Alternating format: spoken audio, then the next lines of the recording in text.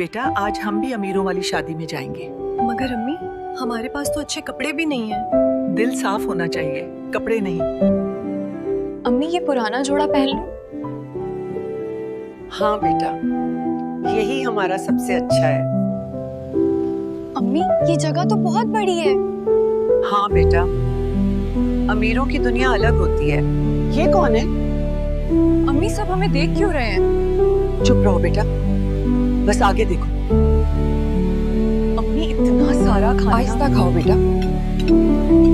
लोग देख रहे हैं। अम्मी मैंने कभी इतना अच्छा खाना नहीं देखा। उन्हें यहाँ किसने बुलाया? हमें भी दावत मिली थी।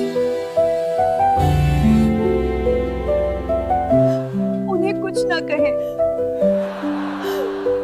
ओह, ये मेरी खास मेहमान है। बेटा देखा, इज्जत दिल से मिलती है। अम्मी आज का दिन कभी नहीं